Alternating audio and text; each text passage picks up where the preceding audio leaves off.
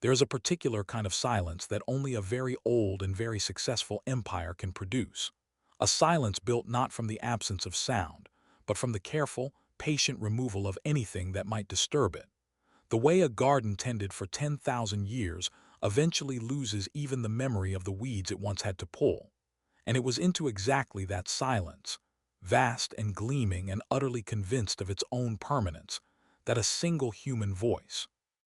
humming four unremarkable notes in an unremarkable supply closet, finally arrived, the way a single crack arrives in a pane of glass that has held for centuries, quietly, almost invisibly, and then, all at once, everywhere. The Cerulean Dominion had governed 40,000 worlds for 11,000 years, without a single recorded instance of what its own legal code called unregulated emotional propagation. And it had governed them that way on purpose, because the Dominion's founders, back when their species was still young enough to remember chaos, had built their entire civilization on a single, load-bearing conviction. That feeling, left uncounted and unchanneled, was the single most destructive force in the universe, more dangerous than any weapon, more corrosive than any acid, because a weapon could be pointed and an acid could be contained, but a feeling, once it took hold of enough minds at once, could not be aimed anywhere at all. It simply spread, indiscriminate and total, until everything it touched had been remade in its image. And the Dominion, having watched exactly that happen to itself once, in the dim and half-erased history before its own founding, had spent 11,000 years building an empire specifically engineered to make sure it could never happen again. And it worked, more or less, for 11,000 years, right up until a woman named Amara Kessel, alone in a supply closet on a listening station at the edge of nowhere, hummed 4 bars of a lullaby her grandmother used to sing, and the entire architecture of that empire came apart in less time than it takes a struck bell to stop ringing. To understand how something so small could break something built to last forever, you first have to understand the Concord, which was the true engine of the Dominion's power, and the true reason no rebellion in 11,000 years had ever spread past the single system in which it began. The Concord was not a government in any sense a human would recognize, not a senate or a council, or a crown passed hand to hand through some dynastic accident of birth. It was a shared neural resonance field, a lattice of biological and technological infrastructure grown into the mind of every citizen species from the moment of their induction into the Dominion, linking every conscious being under Dominion rule into a single, continuous field of regulated thought, tuned moment by a cast of specially bred and specially trained beings called harmonics, whose entire purpose, generation after generation, was to sense the earliest ripple of any unregulated emotional surge anywhere in the Concord's vast reach and dampen it before it could spread, the way a hand closes gently over a struck string to stop it ringing before the note can fill a room. The Concord had been sold to every species inducted into it, across 11,000 years, as a gift, and in a certain narrow sense it was one, because a mind woven into the Concord never felt truly alone, never felt the specific terror of an emotion with nowhere to go, never experienced the runaway spirals of grief or rage or ecstatic joy that had, in the Dominion's own oldest and most carefully guarded histories, once burned entire founding worlds to ash in wars fought over feelings too large for any single mind to safely hold. What the Conquered did not advertise, what it in fact went at considerable and often brutal lengths to obscure, was the price of that safety, which was this. No species bound into the Conquered had produced, in the whole of the Dominion's 11,000-year history, a single new piece of art, a single new form of music, a single new expression of grief or love or longing that had not first been filtered, smoothed, and quietly approved by a harmonic before it was permitted to exist at all. The Conquered did not forbid feeling. It simply made certain that feeling never arrived anywhere with enough force to move anything, and a dominion built on that principle had, over 11,000 years, become perhaps the most stable, most peaceful, and most utterly, silently exhausted empire the galaxy had ever produced, a vast and glittering civilization of 40,000 worlds that had not, in living memory, produced a single new song. The founders of the Dominion had not always believed that feeling itself was the enemy, and it is worth saying, before their long and careful project of forgetting is described, that they had once been capable of believing almost the opposite. In the earliest record, the Dominion permitted to survive its own long campaign of careful historical curation, records so heavily redacted that even the Harmonic Council's most senior archivists could reconstruct only fragments of what had actually happened. The species that would eventually call itself the Threnhold, ancestors of the crystalline administrators who would one day preside over 40,000 worlds, had once been a people whose art, whose music, whose public and private expressions of grief and love and fury had been, by every surviving account, extraordinary, a civilization every bit as turbulent, and every bit as vividly alive as the Dominion's own propaganda insisted humanity now dangerously was. And then, in a war whose actual causes the Dominion's founders had scrubbed so thoroughly from the historical record that later generations knew it only by its consequence, that civilization had turned the full, unrestrained force of its own feeling against itself. City burning city, grief curdling into vengeance and vengeance curdling into atrocities that the survivors, in the war's aftermath, could not bear to record in any detail that later generations might be tempted to romanticize or repeat. The founders of the Dominion, standing among the ashes of that unrestrained catastrophe, had made a vow that would outlive them by 11,000 years. Never again would any mind under their protection be permitted to feel anything with enough force to burn a city. And the Concord, when it was finally built, some 3 centuries after that vow was first spoken, was conceived not as an instrument of conquest or control, but as an act of desperate, grieving mercy, a promise that no child born into the new order would ever have to watch their own home consumed by a fire lit from nothing more than an emotion nobody had learned, in time, to hold. It is this origin, more than any later cruelty, that made the Dominion's 11,000-year survival possible, because an empire built purely on the desire for power invites, eventually, a challenger who wants that power for themselves, and can usually be answered in time by force. An empire built on the sincere, if catastrophically overcorrected, conviction that it is protecting its citizens from the worst thing that ever happened to any of them, invites something far harder to overturn: gratitude, offered freely across 11,000 years by billions of beings who genuinely believed, because their own dampened minds had never been permitted to imagine an alternative,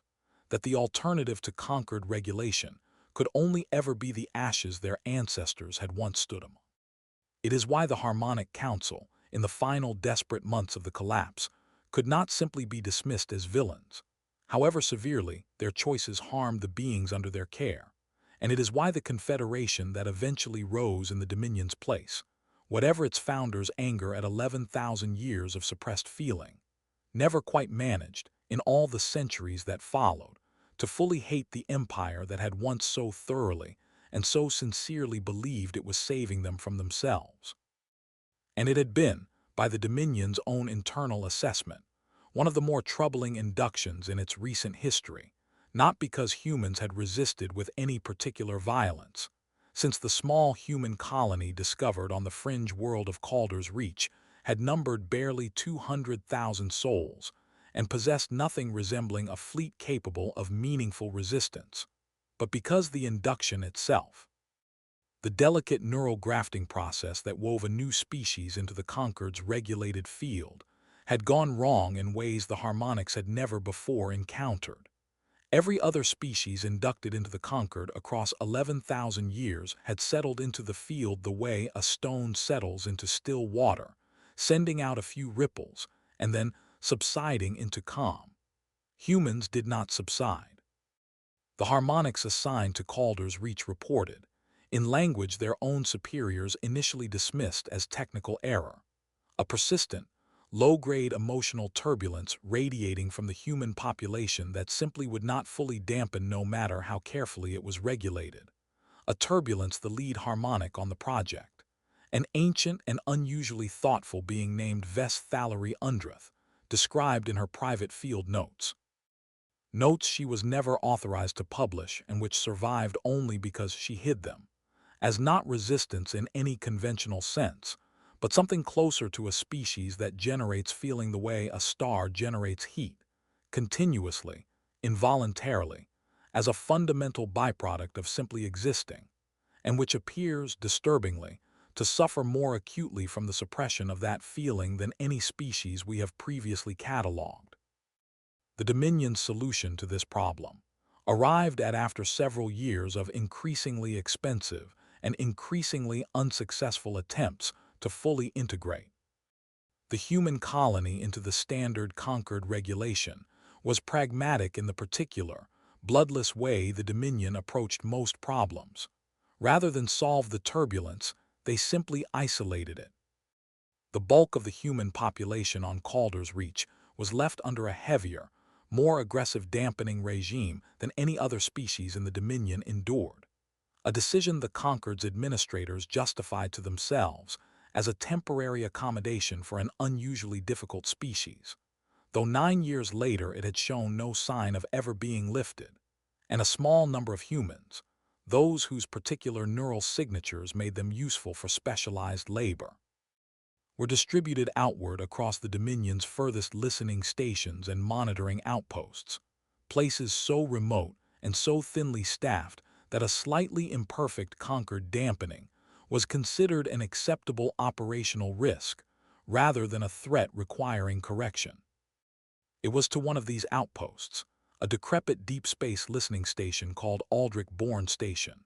monitoring the empty dark at the very edge of Dominion space for signs of anything approaching from beyond it,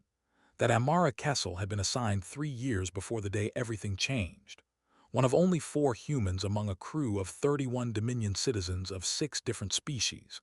doing the long, quiet, unglamorous work of watching sensor feeds that almost never showed anything at all. Amara Kessel had been 11 years old when the Dominion's induction fleet arrived at Calder's Reach, old enough to remember, in fragments that grew more precious to her with every year that passed, what her life had been like before the Concord's dampening field settled over her mind like a heavy, permanent fog. She remembered her grandmother's kitchen, the smell of bread that no human colony ship had ever managed to fully replicate afterward, and she remembered, most of all, her grandmother's voice, low and a little rough with age, singing the same handful of songs while she cooked, songs that had themselves been carried across dozens of generations and 100 light years before ever reaching Calder's Reach. Songs about rivers that no longer existed and lovers long dead and grief so old it had worn itself smooth, the way a stone in a stream wears smooth, into something that no longer cut but only, quietly, remained. Amara did not remember every word of every song her grandmother had sung.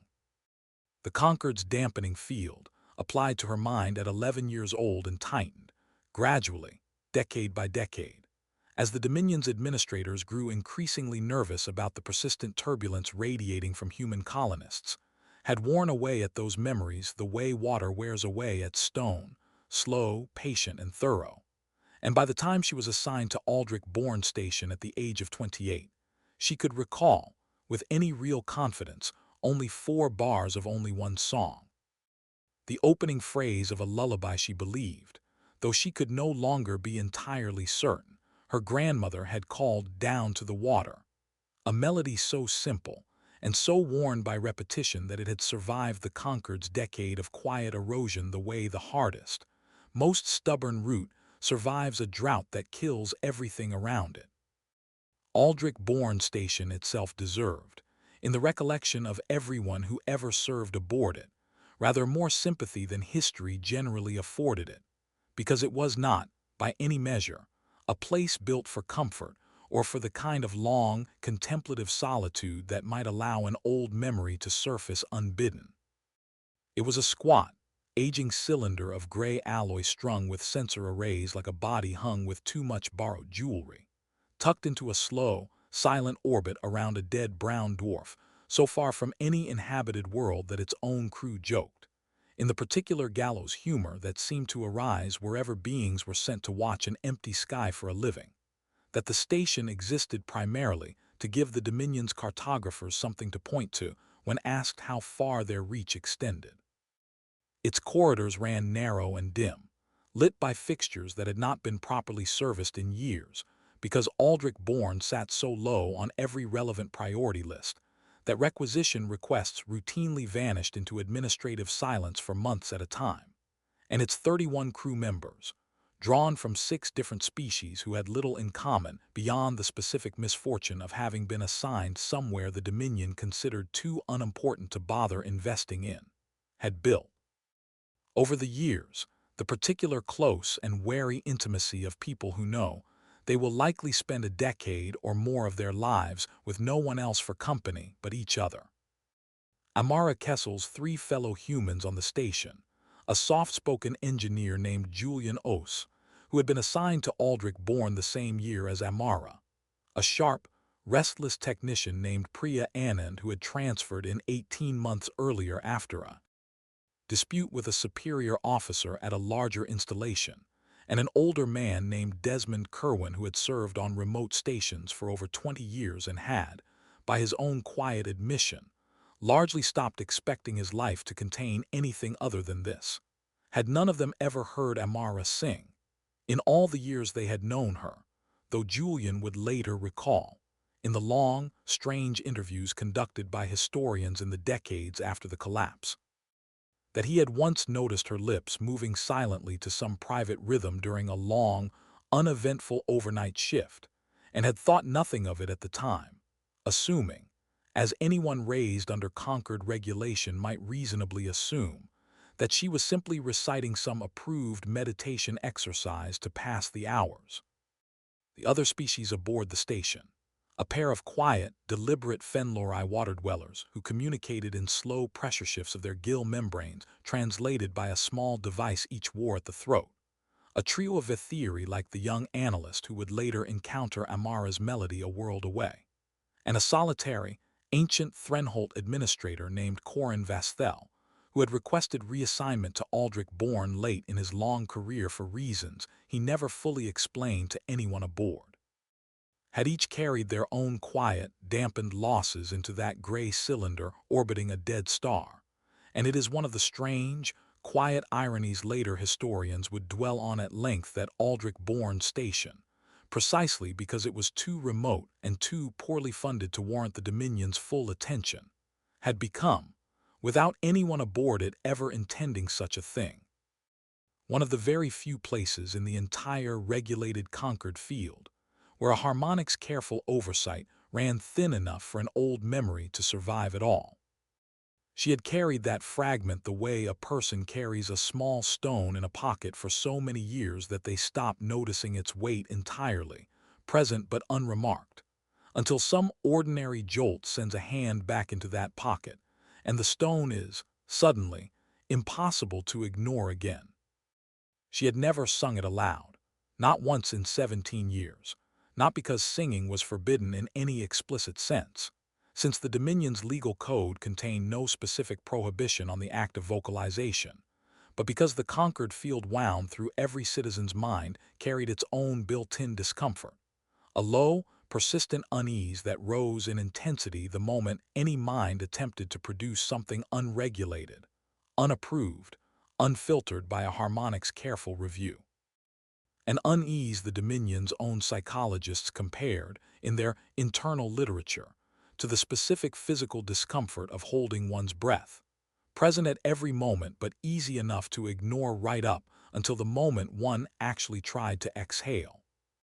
Amara had spent 17 years not exhaling, the way every human under Concord regulation had learned to not exhale, because the alternative, the harmonics had made unmistakably and repeatedly clear during the difficult early years of the induction, was a corrective recalibration that left at least 6 known human test subjects on Calder's Reach in a permanent and irreversible catatonic state, an outcome so quietly, thoroughly suppressed in the Dominion's own public records that even most harmonics serving on remote listening stations like Aldrich Bourne had no idea it had ever happened at all. What broke on the night everything changed was not some act of deliberate defiance, and this detail, more than any other, would come to matter enormously in the centuries of history that followed, because it meant that the collapse of an 11,000-year empire could not be attributed to any single heroic decision, any single moment of chosen courage, but arose instead from something far stranger and, in its way, far more unsettling to every species that later studied it. An accident, an unguarded moment, an exhausted woman alone in a supply closet at the tail end of a 16-hour shift, reaching for a replacement filtration cartridge in the dark, because the station's lighting grid had been running below spec for weeks and nobody, with the authority to requisition repairs, had gotten around to it. Humming, without any conscious decision to do so at all, 4 bars of a melody she had not permitted herself to think about in 17 years, because in the particular, unguarded fatigue of that moment, with no harmonic monitoring station rated to catch anything beyond gross emotional surges bothering to watch a supply closet at 3 in the morning station time, the old, worn root of that memory simply pushed up through the crust of exhaustion the way roots eventually push up through any pavement, however carefully laid, and Amara Kessel hummed the opening phrase of Down to the Water, into a supply closet she believed was empty, and it was not empty, because the station's ambient audio pickups, installed decades earlier as a basic safety assure and never once, in the Dominion's entire history, considered a vector for anything resembling a threat, caught every note of it, and fed it, as they fed every sound on the station, into the low-priority background archive of the station's shared Concord node. It should have ended there. It very nearly did end there, and the fact that it did not is, depending on which historian one asks in the centuries that followed, either the single greatest stroke of fortune in the history of the galaxy or proof, as some of the more mystically inclined chroniclers insisted, that certain things, once a species is ready to produce them, find a way into the world regardless of the precautions arrayed against them.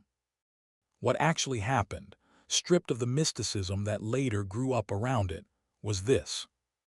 Aldrich Bourne Station, being a remote listening post monitoring the empty dark for signs of approaching threats, ran its background audio archive through an automated harmonic screening routine designed to flag anything resembling coded communication from outside the Dominion,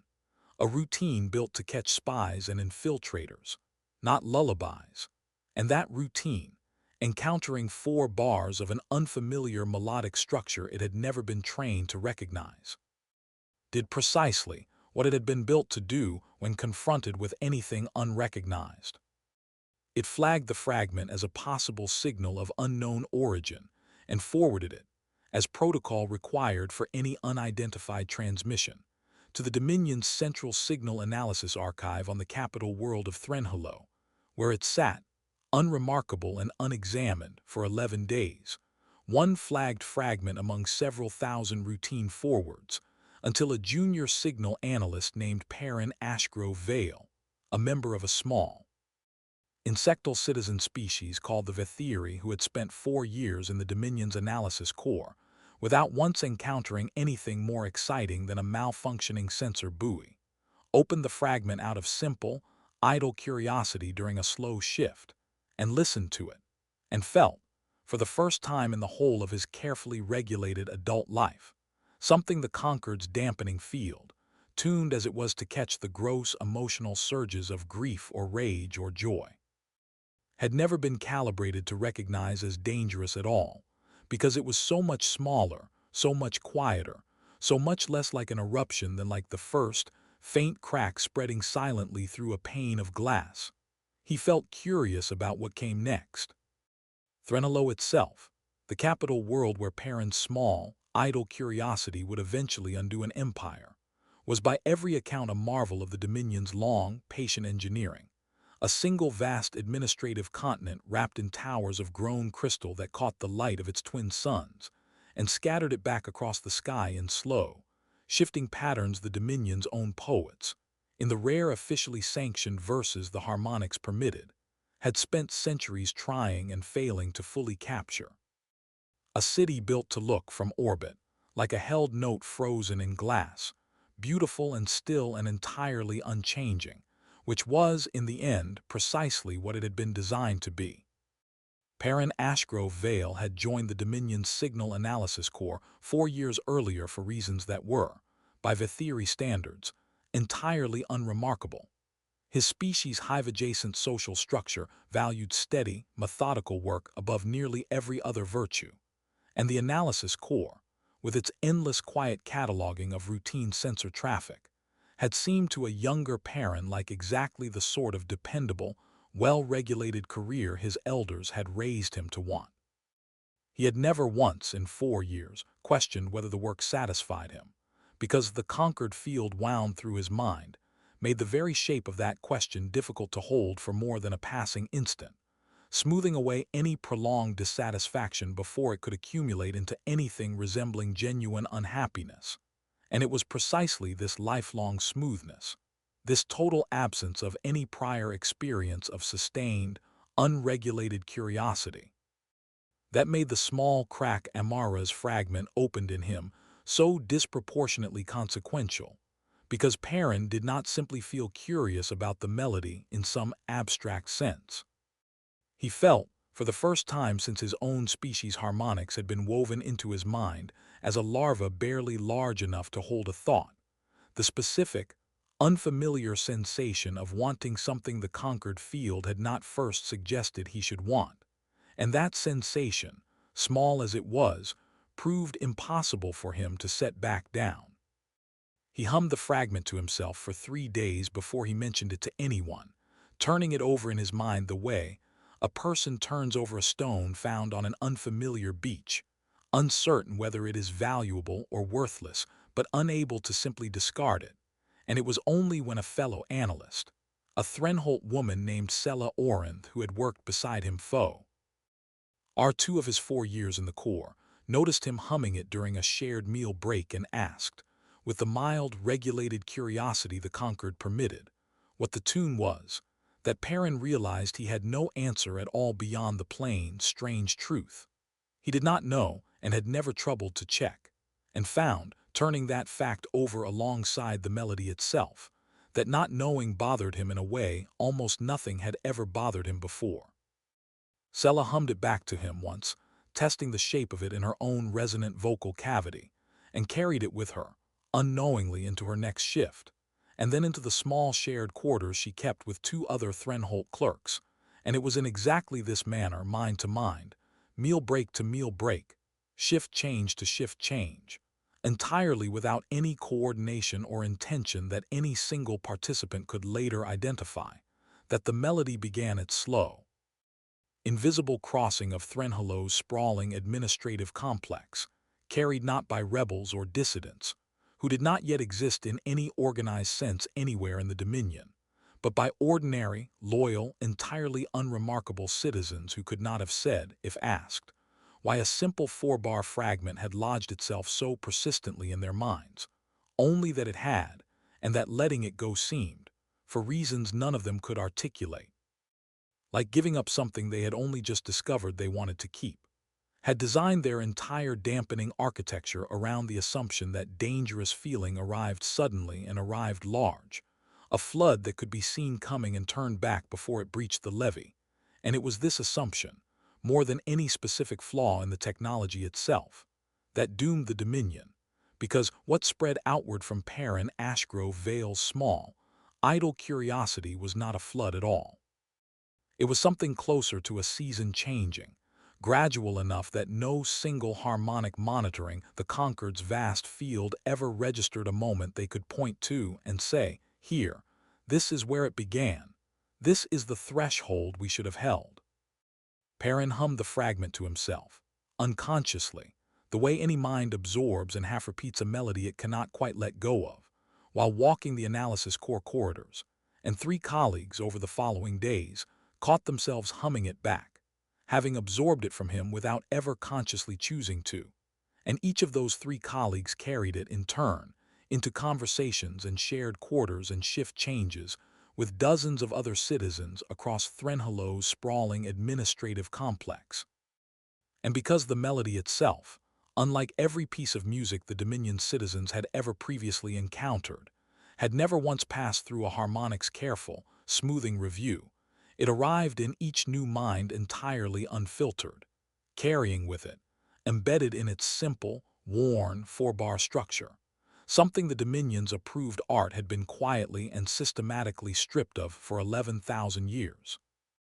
The specific, aching shape of a grief that had been allowed to become beautiful, rather than being dampened before it could fully form. It took 6 weeks for the Dominion's Harmonic Council, the small and ancient body of the most senior harmonics in the entire empire, to recognize that anything unusual was happening at all, because the specific character of what was spreading defied every category their 11,000-year architecture had been built to detect. It did not register as an emotional surge, because no single mind at any single moment was experiencing anything the Concord's instruments classified as dangerous. It registered instead as a slow, cumulative drift in the baseline emotional resonance of an ever-widening portion of the Concord's field, a drift so gradual that by the time the Harmonic Council's own instruments finally flagged it as anomalous, the melody, along with the specific, unregulated quality of feeling it carried, had already spread, mind to mind, shift change to shift change, across 4 entire administrative sectors of the capital world, had been picked up and hummed, half-consciously, by beings of no fewer than 9 different citizen species, and had already begun, in ways no harmonic fully understood until it was much too late to contain, to change the character of the feelings those beings permitted themselves to have about everything else in their lives, because a mind that has been shown, however briefly, that grief can be beautiful rather than merely dangerous, does not easily return to believing that all unregulated feeling must be suppressed on sight. The Harmonic Council's response, when it finally came, was swift, thorough, and in the specific and devastating way of institutions built for 11,000 years around a single unquestioned assumption, catastrophically miscalibrated for the actual nature of the threat they now faced. They ordered an emergency deep dampening protocol A, applied across all 4 affected sectors, a blunt, heavy-handed suppression far more aggressive than anything used in ordinary Concord regulation, designed to stamp out the drifting resonance the way a controlled burn stamps out a wildfire. And it worked, in the narrow, immediate sense that the melody itself stopped spreading through those 4 sectors within days. What the Harmonic Council did not anticipate, because nothing in 11,000 years of institutional history had ever prepared them to anticipate it, was that hundreds of thousands of citizens across those 4 sectors, having briefly experienced, for the first time in their entire regulated lives, an unfiltered feeling permitted to simply exist without being smoothed away, now understood, with a clarity the deep dampening protocol could suppress but never fully erase. Precisely what they had been missing for 11,000 years, and precisely what had just been forcibly taken back from them. And it is this understanding, more than the melody itself, that historians now agree was the true and irreversible spark of the Dominion's collapse, because a population that has briefly tasted something and then had it violently withdrawn does not, as the Harmonic Council's ancient doctrine assumed, simply forget the taste. It begins, instead, to ask why it was ever withheld in the first place. The Harmonic Council convened, in those 6 weeks, in a chamber built specifically to make disagreement difficult, its 9 seats arranged not in any adversarial line, but in a slow, deliberate circle meant to remind every member, at every meeting, that consensus was the chamber's only acceptable output,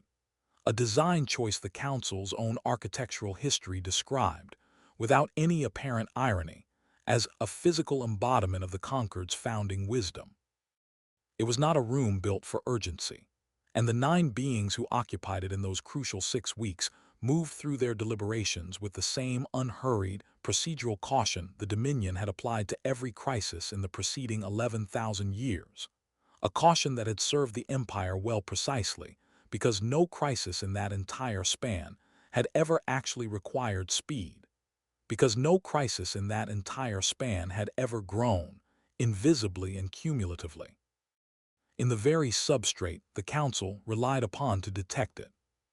The Harmonic Council itself, in the 6 weeks before it recognized the true scale of what was spreading, was not a body of villains gathered around some sinister plan, whatever later, angrier retellings of the collapse sometimes suggested. It was, in truth, a tired and aging institution, its 9 senior members drawn from 6 different species and bound together by centuries of shared service,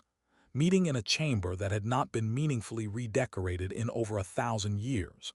arguing, in the weeks after the first anomalous drift reports arrived from Threnhalo's administrative sectors, in exactly the cautious, procedural language such institutions always use when confronted with something their doctrine has no ready category for. The eldest of the 9, a Threnholt elder named Corvin Ashit Mir, who had personally overseen Concord regulation for longer than any other living being in the Dominion, argued forcefully and at length that the drift reports represented nothing more than a minor, self-correcting anomaly in 4 sectors, the kind of statistical noise the vast Concord field occasionally produced, and just as often resolved on its own without any need for drastic intervention, and it was only the persistent, increasingly urgent objections of a younger harmonic named Rena Asselthay, one of the few members of the Council who had actually read Vesthallery, Undreth's old, unpublished field notes on the peculiar turbulence of the human species, that eventually pushed the Council toward action at all, though by the time that action came, in the form of the deep dampening protocol applied to the 4 affected sectors, the melody and the understanding it carried had already spread far beyond anything a targeted, sector-limited response could hope to fully contain. It is this detail, more than any other, that the Dominion's harshest later critics tended to overlook in their eagerness to condemn the Empire's final choices. The Harmonic Council did not choose catastrophe over caution because it wanted catastrophe.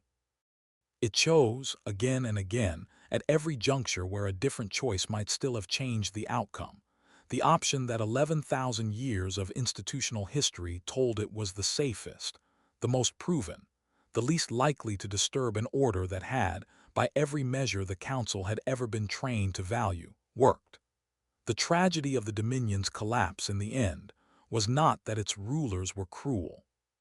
It was that they were, almost without exception, sincerely convinced they were protecting the very beings whose lives they were, in the same motion, quietly and thoroughly diminishing, and an institution built entirely around that particular, well-intentioned blindness has no mechanism, however dire the warning, for recognizing the moment it has become the very danger it was built to prevent. The unrest that followed did not look, in its early months, like the collapse of an empire.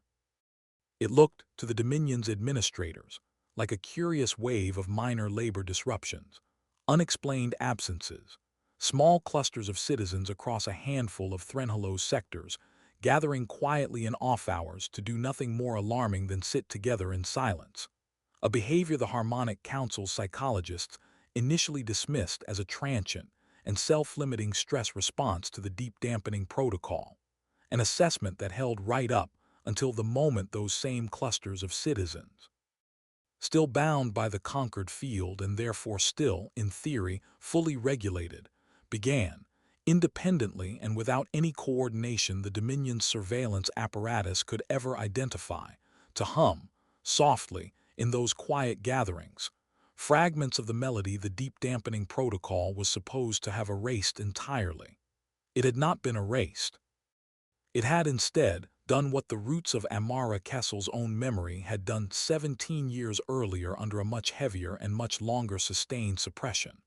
It had gone quiet, and waited, and grown in the dark, beneath the crust of regulation, until conditions allowed it to push back up into the light. The Dominion's central government, alarmed now in a way its 11,000-year history had never required it to be alarmed before, made the decision that would prove, in the analysis of every historian who later studied the collapse, to be the single fatal error from which no subsequent action could recover. Rather than investigate the actual source of the melody, a task that would have required tracing its origin back through the signal analysis archive to a remote listening station and a single exhausted human woman humming in a supply closet, the Harmonic Council instead ordered a full-spectrum Concord-wide dampening escalation, applied not to the 4 affected sectors alone, but to the entire regulated population of all 40,000 worlds simultaneously. A measure so extreme it had not been employed even once in the Dominion's entire prior history, on the theory that whatever unregulated resonance had taken root could be smothered entirely if the dampening field itself were simply strengthened past any threshold the resonance could survive. It is difficult to overstate how completely this decision misunderstood the nature of what it was trying to suppress, because the melody that had spread from Perrin Ashgrove Vale's idle curiosity had, by this point, done something the Harmonic Council's instruments were simply not built to measure. It had taught tens of millions of citizens across 9 species and 4 sectors, in the brief window before the first dampening protocol reasserted control, what unregulated feeling actually felt like, and that knowledge, once acquired, did not require the melody's continued presence to remain true. A full-spectrum dampening escalation applied against a population that had already learned, however briefly, the specific shape of what it was being denied did not produce compliance. It produced, across all 40,000 worlds simultaneously, the specific and universal experience the Dominion's own oldest, most carefully hidden histories had warned against for 11,000 years. The sudden, unbearable, and entirely simultaneous recognition, in tens of billions of minds at once, of exactly how much of themselves had been quietly, permanently suppressed for the entire span of their lives, and unlike a slow-spreading melody which requires time to travel mind to mind, this recognition required no travel at all, because it was happening in that single moment, everywhere in the Concord field at once, the way a single struck note. In a hall built with exactly the wrong acoustics, does not fade politely into silence, but instead finds the resonant frequency of the entire structure and begins, instead, to shake it apart. Among the tens of billions of citizens who experienced the full-spectrum escalation in that single, terrible, simultaneous moment, one account survived in unusual detail, preserved because the being who lived it, a Fenlori water dweller named Amara Kessel, who worked as a hydro systems technician on the industrial world of Kale Rithenner, gave a long and careful testimony to Confederation historians decades later,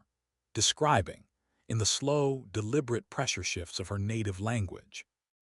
what it had felt like to stand at her station console in the moment the dampening field tightened past anything her mind had ever been asked to endure.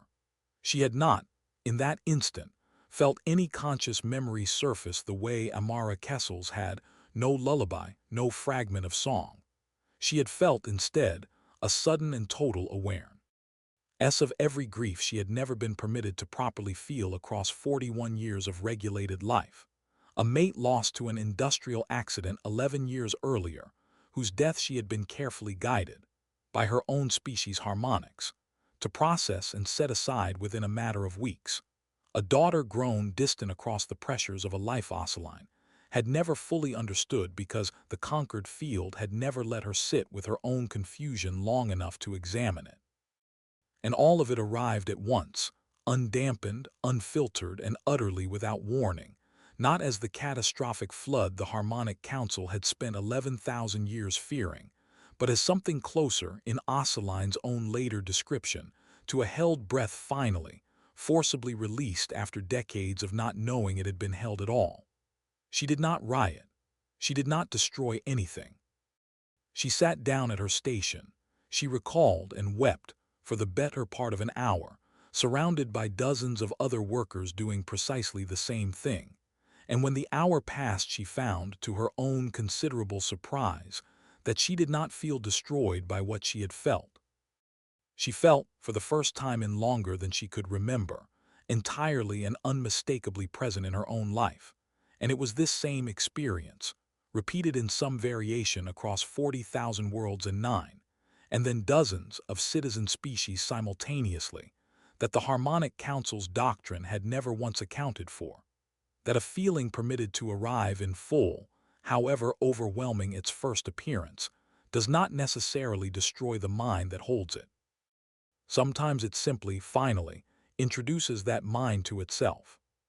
The collapse that followed took 11 days from the moment of the full-spectrum escalation to the moment the Concord field failed entirely, a timeline the Dominion's surviving administrators would spend the rest of their lives trying and failing to fully reconstruct, because the failure did not proceed through any of the mechanisms 11,000 years of institutional planning had prepared for. There was no single uprising, no coordinated rebellion, no fleet of ships turning their weapons on the capital. What happened instead was smaller, stranger, and entirely beyond the Dominion's capacity to counter, because across 40,000 worlds, in the days following the escalation, citizens of 9 species, and then, as word spread through channels the conquered field itself could not fully monitor, of every species bound into the Dominion's rule, began. Independently, and in numbers too vast to suppress through any conventional enforcement, the Council still had at its disposal, after 11,000 years of assuming such enforcement would never truly be needed, to simply refuse the dampening field's regulation, not through violence, and not through any organized political movement, but through the specific, individually chosen act of allowing themselves, for the first time in their lives or their species' entire history under Dominion rule, to feel the full, unregulated weight of whatever they had spent their lives being taught to suppress, and to sing about it, badly, awkwardly, in 1,000 different untrained voices and 1,000 different newly invented melodies, because it turned out that the specific gift Amara Kessel's 4 bars had carried across the conquered field was not the melody itself, but the permission the melody represented, the plain, undeniable proof that a feeling, allowed to exist fully and openly rather than being smoothed away before it could form, did not have to be the catastrophic, civilization-ending flood the Dominion's founders had once feared. It could simply be a song. Vestalery Undreth had spent the 11 weeks between the full-spectrum escalation and her recall from retirement watching, with a dread she recognized, but could not entirely name, the shape of a catastrophe she had warned against decades earlier finally arriving in exactly the form her old, unpublished notes had predicted. She had written, 22 years before Amara Kessel was ever assigned to Aldrich-Bourne Station, that a species whose emotional turbulence proved this persistent, and this resistant to standard dampening, was not a technical problem to be solved through heavier suppression, but a warning the Dominion would be wise to heed, a sign, she had argued in language her superiors found alarmingly close to heresy, that perhaps the Concord's founding assumption, that all unregulated feeling trended inevitably toward catastrophe, had simply never been tested against a species built, by whatever quirk of its own evolution, to generate feeling as continuously and as necessarily as it generated breath. Her superiors had filed the notes, thanked her for her diligence, and quietly reassigned the human population's management to administrators less inclined to ask uncomfortable questions, and Vess had retired, some years later, to a small coastal residence on a minor T. Renholt world, carrying with her the particular, unresolved ache of a professional who suspects she was right about something important and will never be permitted to prove it. The enforcement vessel that finally retrieved her from that quiet retirement arrived without ceremony, its junior officer explaining only that the Harmonic Council required her specific expertise for a matter of escalating urgency. And it was not until the long, silent transit toward Aldrich-Bourne Station that Vess fully understood, reviewing the trace data the Council had finally, belatedly assembled. That the collapse now unfolding across 40,000 worlds had begun in exactly the population her old notes had warned about, at exactly the kind of remote, under-monitored outpost where the Dominion's own negligence had made such an origin almost inevitable. She spent the transit's final hours, alone in her cramped berth, rereading her own decades-old notes for the first time in years, and found herself dwelling, longer than she expected, on a single line she had written near their end, a line her superiors had specifically flagged as unnecessarily speculative and urged her to remove. It may be that what we call chaos in this species is simply feeling that has not yet been given the chance to become art, and that the only true danger lies not in permitting that chance, but in continuing, indefinitely, to withhold it. The Harmonic Council attempted, in the final days before the field's collapse, one last measure, a targeted trace of the melody's origin that finally, 11 weeks too late to matter, led them back through the signal analysis archive to Aldrich-Bourne Station and to Amara Kessel herself. And it is here that the story arrives at its strangest and most quietly devastating detail. Because when the Harmonic Council's enforcement vessel finally reached the remote listening station to retrieve the woman they now understood, however imperfectly, to be the origin point of an empire-wide collapse, they found the station's entire crew of 31, humans and 5 other species alike, gathered together in the station's small observation dome, singing together, in voices untrained and imperfect and entirely their own, a melody that had grown. In the months since Amara's unguarded moment in the supply closet, far beyond the 4 bars she alone remembered, because the crew of Aldrich-Bourne Station, isolated together at the edge of nowhere for years, had spent those months doing what humans and their fellow citizens across all 40,000 worlds were now doing everywhere at once, taking the small, worn fragment of something real that had somehow survived 11,000 years of careful suppression, and building it together into something whole. Vess Thallery Undreth, the ancient harmonic who had once documented, in notes she was never authorized to publish, the peculiar and stubborn turbulence radiating from the earliest human colonists at Calder's Reach, was aboard that enforcement vessel. Ordered out of a long and reluctant semi-retirement specifically, because her decades-old notes were the only record in the entire Dominion archive that had ever taken humanity's persistent emotional turbulence seriously, rather than treating it as a technical inconvenience to be engineered away.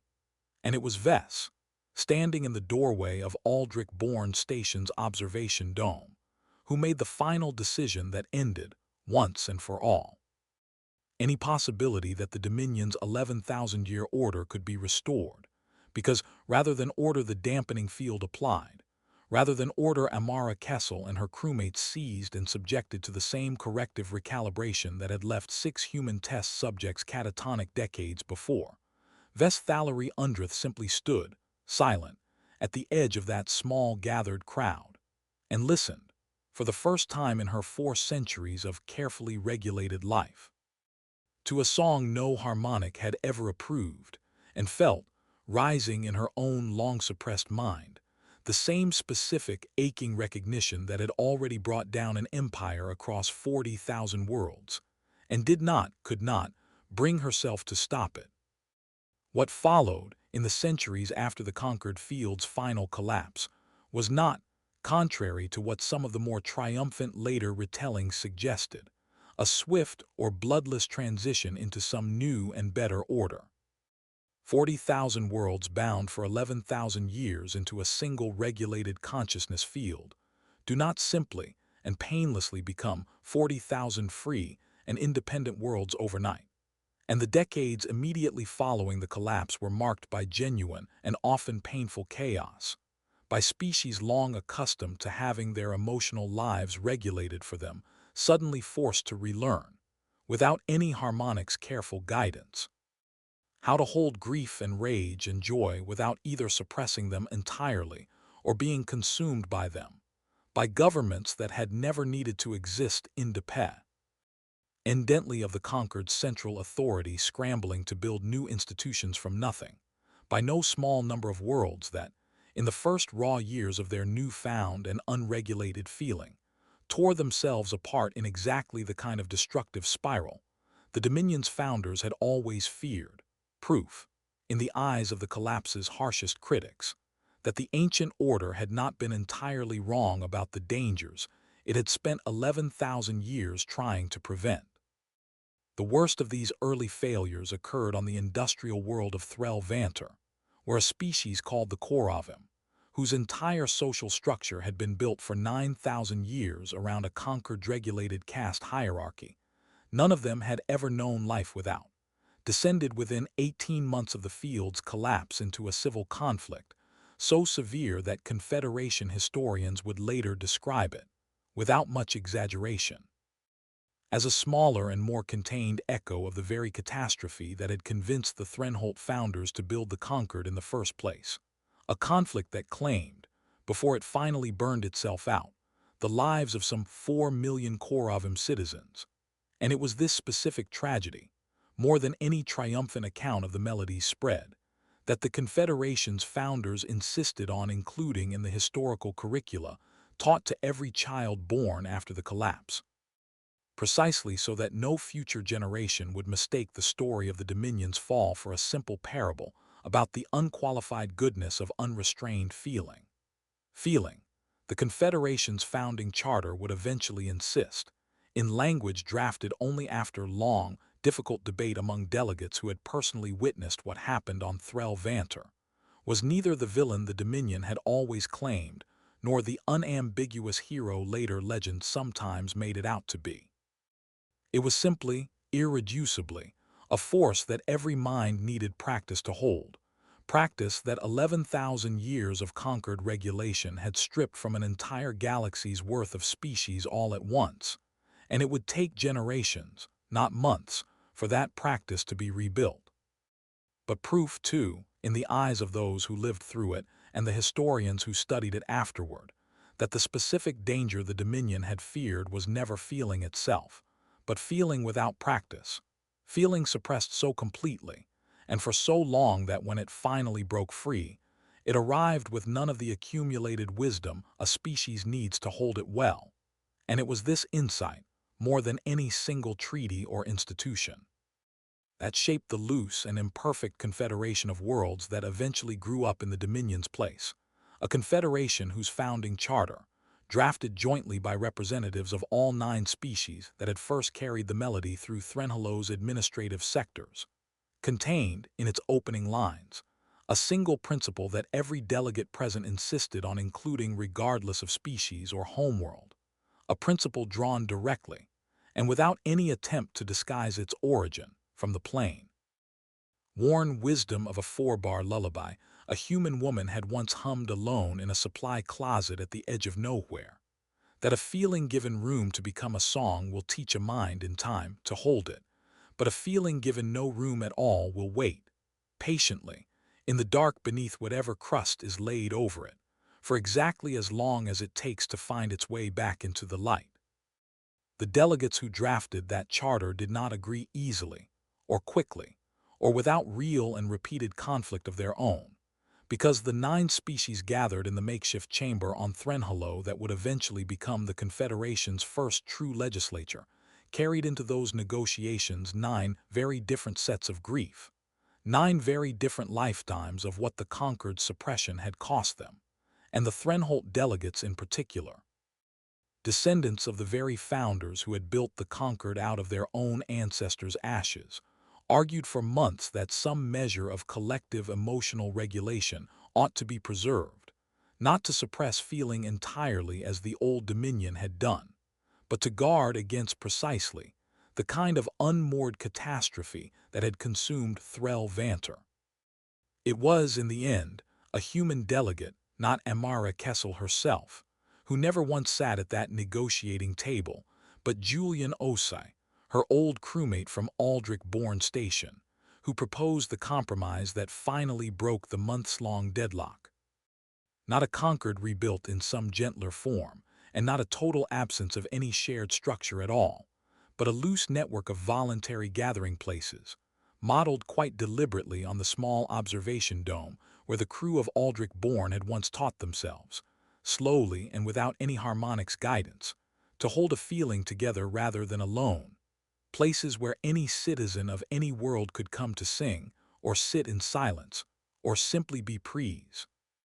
And among others learning the same unfamiliar practice, with no obligation and no regulation attached beyond the simple, voluntary act of showing up. Amara Kessel herself never sought, and consistently declined when it was offered to her, any formal role in the new Confederation's government, a fact that puzzled generations of historians who expected the woman at the center of the galaxy's greatest political transformation in 11,000 years to want some hand in shaping what came after. And it was only late in her life, in the single extended interview she ever agreed to give, recorded on Aldrich Bourne Station itself, which she had chosen, against the advice of nearly everyone who cared about her, to make her permanent home even after the Confederation offered her a place on any of 100 more comfortable worlds, that she offered any real explanation for that choice. And the explanation, when it came, was as small and unadorned as the melody that had started everything. She kept, throughout that final interview,